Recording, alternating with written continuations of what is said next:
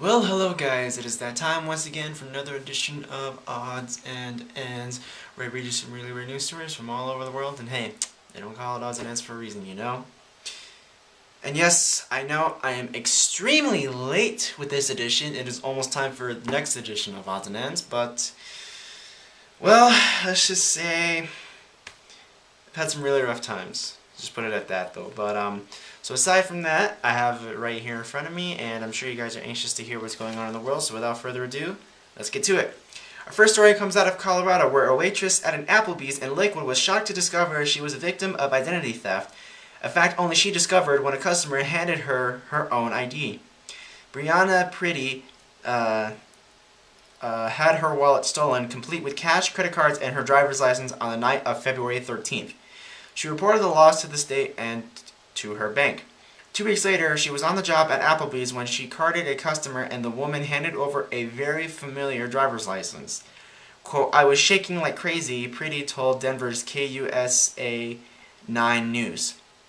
Quote, "I handed it back to her and said, 'Sure, I'll be right back with your margarita.' After leaving the table, Pretty, quote, went straight to the phone, called the cops.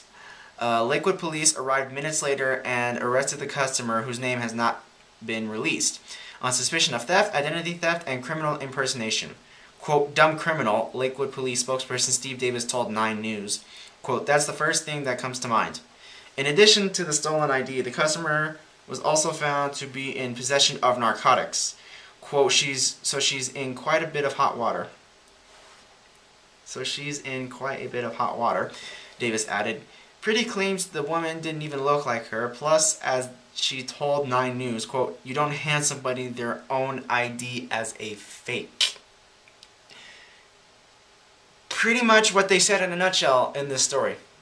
You don't hand somebody their driver's license from the one that you stole it from and make it as a fake ID. And why would you steal it in the first place anyway? Is it because your license got revoked? You don't have an ID? You're underage? What? Ah, God, people are stupid. But we're moving on to our next story, which comes out of Maryland, where a 7-year-old has been suspended from school for allegedly biting a Pop-Tart into the shape of a gun.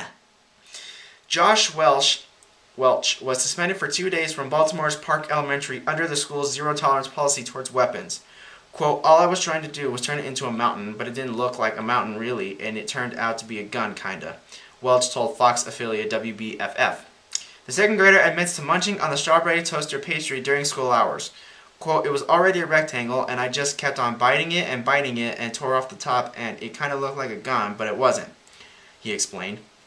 Welch was given the boot, and added insult to the injury, his Pop-Tart was confiscated.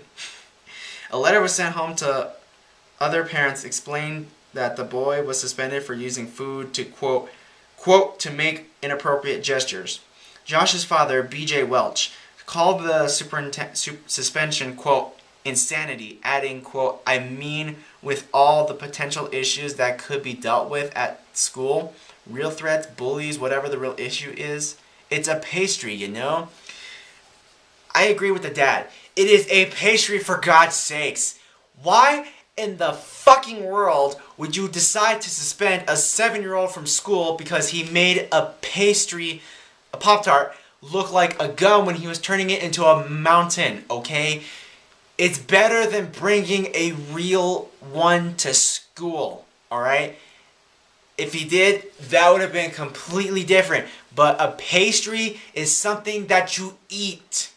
You don't confiscate it and then send home letters to parents, to everybody saying, quote, "We suspended the 7-year-old just because he turned a Pop-Tart into a freaking gun." It's just a pastry. Jesus Christ, let it go. Jeez Louise. We're moving on to our next story, which comes out of Arkansas, where police in Jonesboro arrested a drunk driver after she tried to make a getaway in a child's battery-powered car. According to the police report, witnesses say 28-year-old Jamie Jeanette Kraft was traveling at a, quote, "high rate of speed" on the night of Sunday, March 3rd, when she crashed her 2001 Pontiac Grand Am into a mobile home. Kraft, dressed in a white sweatshirt with no pants or shoes, got out of her wrecked vehicle and began yelling at one of the witnesses. According to the police report, Kraft then climbed into a Power Wheels truck belonging to the mobile home owner's son.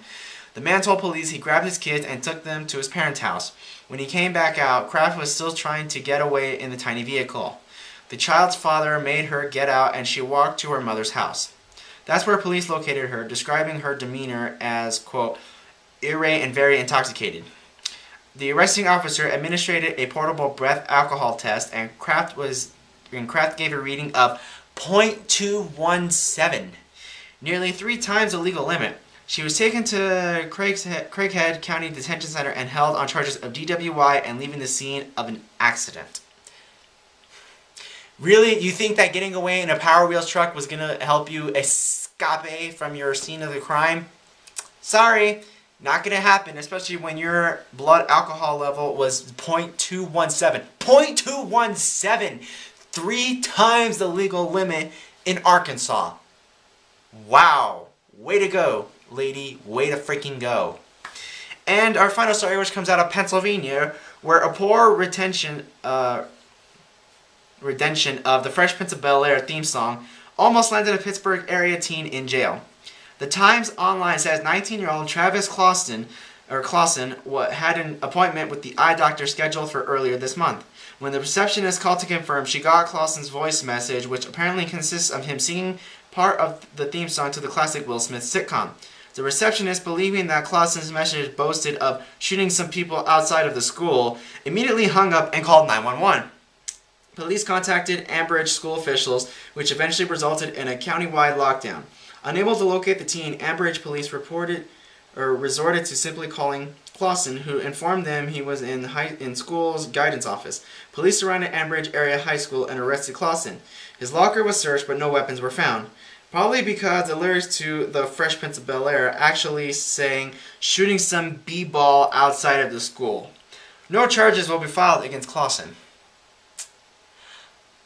Yeah, you should have thought about that a little bit more if you were going to actually put that song on your voicemail, number 1. Number 2, you should have made it more clear so that way this confusion wouldn't have happened. And number 3, you should maybe try to get some out of this, because, I mean, if you were being wrongly accused of shooting some people outside of a school when the lyrics were shooting some b-ball outside of a school, shooting some b-ball outside of a school, I mean, you should have done something a little bit better so that way this wouldn't have happened. But anyways, guys, that is it for this edition of Odds and Ends, and I really hope you guys enjoyed listening to those stories as much as I like reading them to you. And if I went a little too fast for you, I apologize. But I'm trying something new here, actually, so I'm in the process of kind of working that out. And if I like what I got, then maybe I might be doing this instead of how I've been doing it for the last 160 videos, even though most of them are consistent of odds and ends though. But aside from that, anyways, guys, that is it for this edition, and we will see you Thursday for another edition. Until next time, we'll see you guys later, and take it easy.